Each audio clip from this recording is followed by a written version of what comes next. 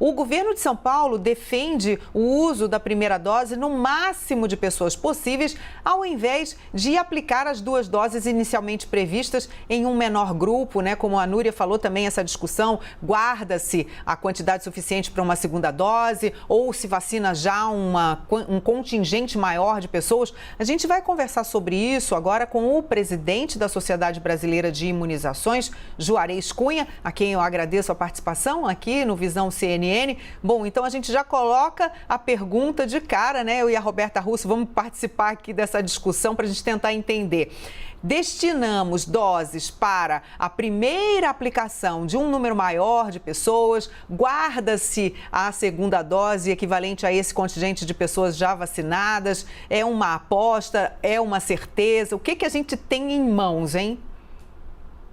Boa tarde, Carla e Roberto, é um prazer estar novamente com vocês aí. Bem, nós somos mais conservadores, vamos dizer assim, e achamos que deveria ser seguido exatamente como foi demonstrado nas fases de pesquisa, na fase 3, inclusive da forma como a vacina foi licenciada para uso pela Anvisa, né, de 2 a 4 semanas o intervalo. Então, eu acho que é importante a gente salientar que quem não faz nesse intervalo não perde a vacina anterior, né? Então, já se tem experiência com outras vacinas que a pessoa, quando atrasa, ela faz a outra dose e vai recuperar aquela proteção e vai chegar àquela proteção que foi evidenciada, inclusive, nas pesquisas. O grande problema é que é diferente da vacina da Pfizer, da Moderna e mesmo da AstraZeneca, que a gente tem resultados bem animadores com a primeira dose, nós não temos da Coronavac, né? Então, é um risco muito grande a gente não aplicar a segunda dose no período recomendado, porque nós não sabemos como que vai ser a eficácia protetora de uma dose só. Então, a gente poderia colocar em risco aquelas pessoas que fizeram uma dose e que não completar o esquema ainda, porque a gente não sabe quanto de proteção essa primeira dose daria. Então, a nossa opinião é que deve ser seguido a forma como a vacina foi registrada e como foi licenciada pela Anvisa aqui. Sim, doutor, boa tarde para o senhor. Então, o maior problema que o senhor vê é em relação a não termos os resultados de qual é a proteção que a primeira dose da Coronavac daria, portanto, para quem já tomou uma dose só, diferente de outras vacinas, como o senhor mesmo citou. Isso não iria influenciar necessariamente na eficácia final da vacina depois que a pessoa tomasse a segunda dose?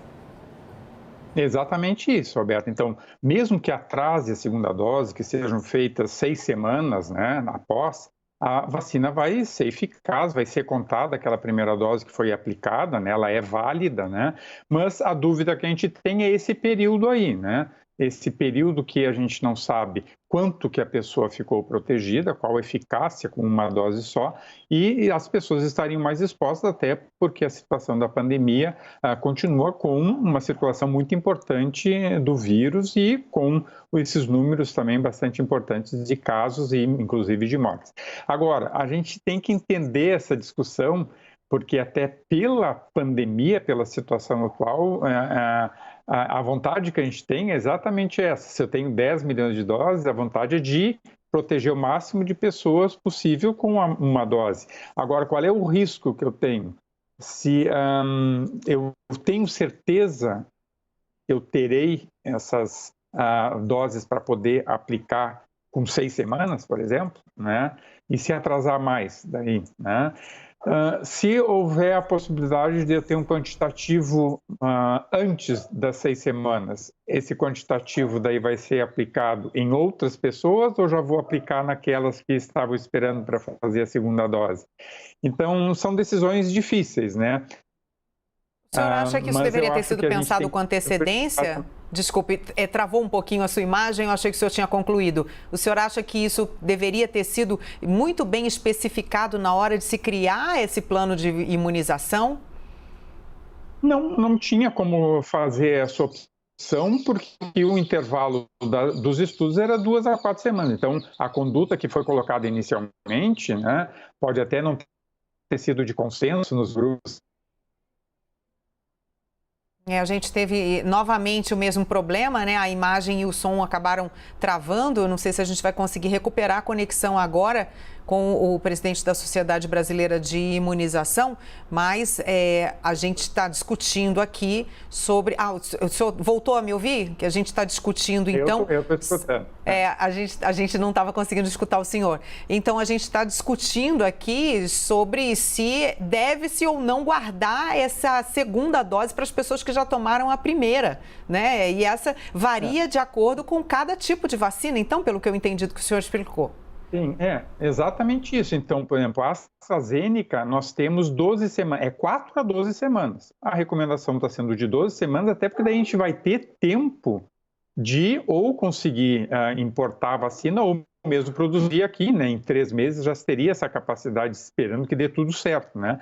E para a Coronavac, o intervalo era 2 a 4 semanas, então era um risco muito grande a gente utilizar toda as vacinas e não ter o produto para fazer a segunda dose no tempo adequado. Então, essa decisão foi uma decisão difícil de ser tomada, mas, na minha opinião, uma decisão adequada. Então, eu acho que essa decisão que valeu lá para o início da vacinação, eu acho que ela continua sendo a mais adequada. Sei que tem opiniões diferentes de outros especialistas, então, eu acho que é uma discussão bem importante, né, que tem que ser levada aí. Sim, mas doutor, há o receio de que, por exemplo, uma parte dos lotes acabe atrasando ou não chega aqui ao nosso país, o que pode acontecer. O governo de São Paulo diz que não, mas pode acontecer. E aí, nesse caso, a gente perderia a primeira dose que foi dada a essas pessoas?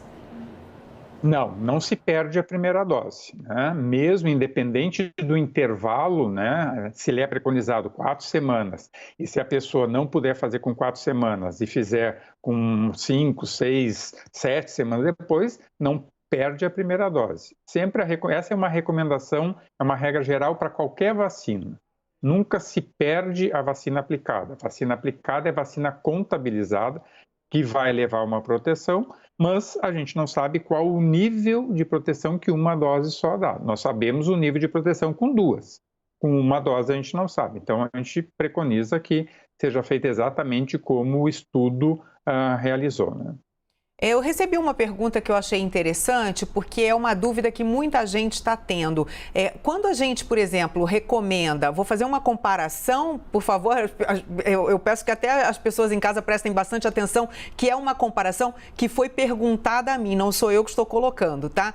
Quando a pessoa, por exemplo, toma um antibiótico de forma errada, com uma dose baixa, corre-se o risco de se formar bactérias resistentes.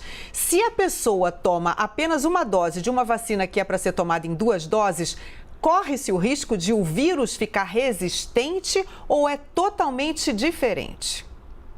Não, é completamente diferente, né? É uma situação de vacinas e de antibióticos. E isso, o que tu falou e o que o telespectador enviou sobre antibióticos está correto, né? O uso indiscriminado, o uso incorreto de antibióticos leva à resistência bacteriana, né?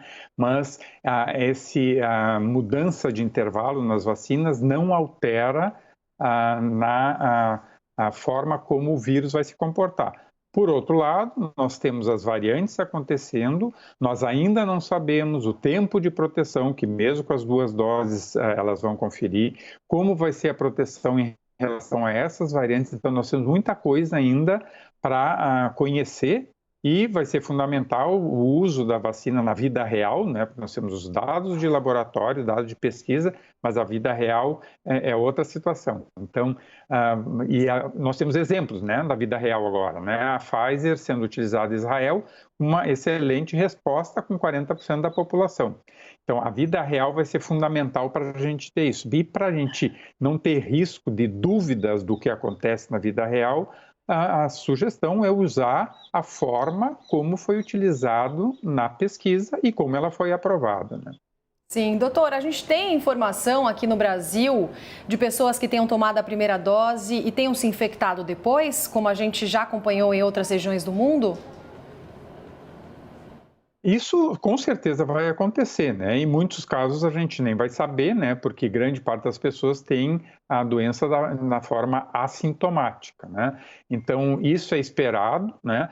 Muitos desses casos a gente nem vai ficar sabendo, outros que tiverem uma situação que demande um atendimento médico, uma internação, esse provavelmente a gente fique sabendo, né?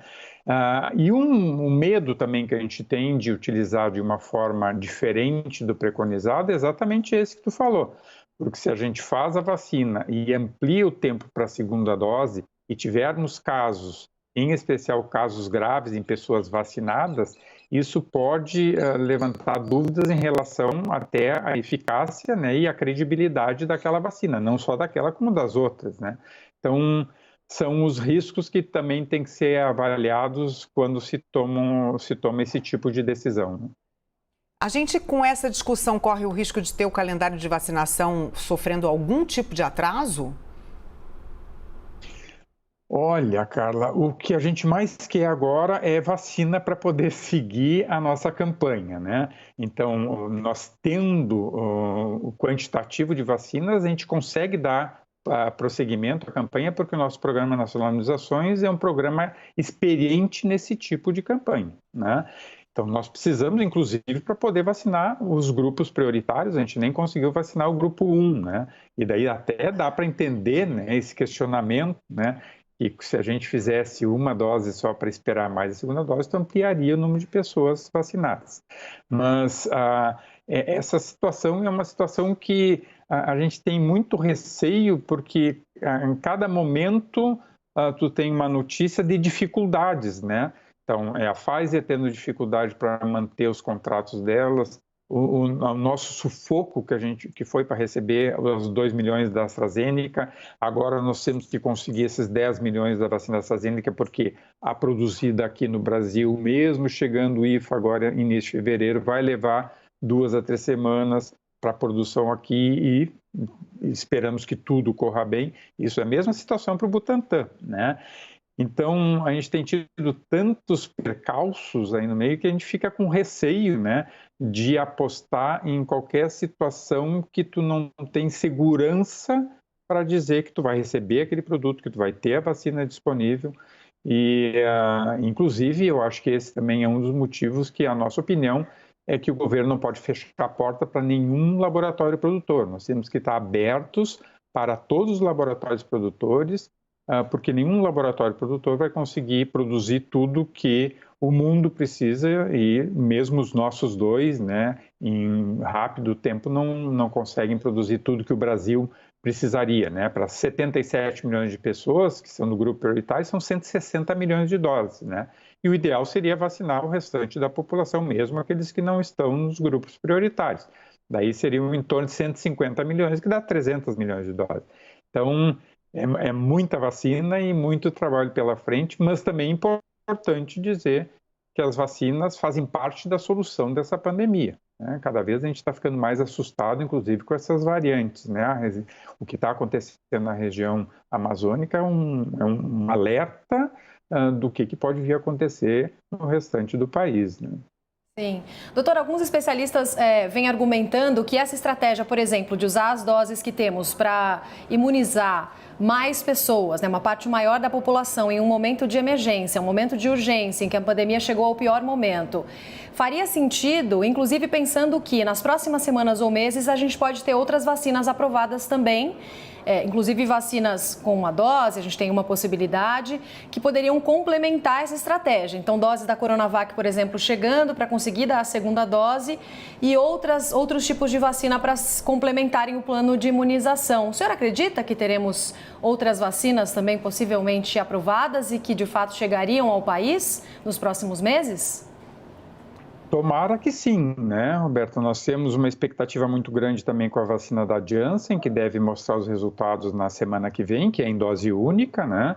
Não sei te dizer qual é a situação em termos de negociação com a Janssen. A Janssen teria uma facilidade, porque as vacinas, quando são utilizadas nos estudos no Brasil, elas teriam uma facilidade para aprovação, porque já se tem muitos dados já depositados na Anvisa, né? Então, seria muito bem-vinda. Agora, importante também salientar que as vacinas que são em 2 doses, nós não temos nenhum estudo mostrando que a gente pode fazer um intercâmbio entre elas, né? Então, a pessoa que fez Coronavac vai ter que fazer a segunda dose de Coronavac. A AstraZeneca também, a segunda dose de AstraZeneca, né? E a outra coisa que, nessa decisão, por exemplo, da AstraZeneca, por que a AstraZeneca foi decidido todo mundo? Porque a gente tem essa folga de 3 meses, né? E 3 meses é um tempo muito viável da produção da Fiocruz a ter todo esse quantitativo que foi utilizado, em especial também não é tanto, foram 2 milhões de pessoas, mas a ideia é que o Fiocruz consiga produzir de 500 a 1 milhão de doses, né, por dia, quando tiver a pleno, né? Então, assim, chegando o IFA, que é previsto para início de dezembro, nós teremos mais ou menos 20 dias para começar a produção, isso significaria final de fevereiro, né? Então, nos dá uma folga bastante grande para a vacina da AstraZeneca, nos dá segurança de que a gente vai ter o produto lá para a segunda dose, que é 3 meses depois. Agora, da Coronavac, qual a segurança que a gente tem, primeiro, da chegada do IFA também, da possibilidade de produção em 20 a 30 dias, isso significa um atraso, né? E uma incerteza. Só reforçando, um atraso de 1 a 2 semanas, a gente tem certeza que não vai interferir na eficácia final do produto. A eficácia final do produto será, com certeza, obtida. A nossa dúvida é a eficácia intermediária aí até fazer a segunda dose, né? A Renata Agostini vai participar também com pergunta direto de Brasília. Renata, boa tarde. Boa tarde, Carla. Boa tarde a todos. Juarez, a gente estava agora debatendo bastante sobre a conveniência de o setor privado iniciar tratativas com farmacêuticas para comprar diretamente vacinas, ou seja, ao largo do Sistema Único de Saúde. O governo disse que até viu com bons olhos isso, mas que colocaria ali condições como o respeito à lista dos grupos prioritários. Na visão do senhor, uma iniciativa como essa deveria contemplar o respeito à lista de grupos prioritários ou também seria algo bem-vindo no momento em que, como o senhor mesmo disse, né, a gente está precisando de mais vacinas no país? Eu acho que em nenhum momento a rede privada, a rede particular pode competir com a aquisição das vacinas, né, e competir com o nosso Sistema Único de Saúde, né? Então, nenhum laboratório produtor atualmente está vendendo para o setor privado, até porque isso significaria, como a gente tem falado, né, furar fila, isso significaria furar fila, em especial dos países mais pobres, né? Então, essa competição, no meu ponto de vista, não é adequada, né? Porque se a AstraZeneca tem condições de vender 30 milhões de doses para empresas, ela poderia também vender para o governo, né? Então, até acho que a ideia não é uma ideia ruim, porque nós estamos acostumados a rede privada, as clínicas particulares estão acostumadas a trabalhar em parceria. Um exemplo disso é a gripe, né? A vacina da gripe, o Ministério da Saúde não consegue contemplar toda a população, esse ano vão ser 80 milhões de doses, e as pessoas que não estão contempladas nos grupos do Ministério, elas podem usar na rede privada, né? Só que é uma vacina que tu tem disponível, diferente de vacina Covid que tu não tem no mercado disponível. Então isso eu acho que criaria um conflito, inclusive um conflito ético bastante difícil de ser resolvido. A minha opinião é que a prioridade é o Programa Nacional de Imunizações e os seus grupos já definidos como prioritários. Depois que terminar isso, e ampliando até chegar a toda a população, claro que é toda a população de 18 anos em diante, porque a vacina é licenciada só a partir de 18 anos em diante. Muito obrigada, Juarez Cunha, presidente da Sociedade Brasileira de Imunizações, pela sua participação, por esclarecer tantas dúvidas conosco aqui no Visão CNN. Uma ótima tarde para o senhor. Obrigado, boa tarde para vocês também, bom trabalho.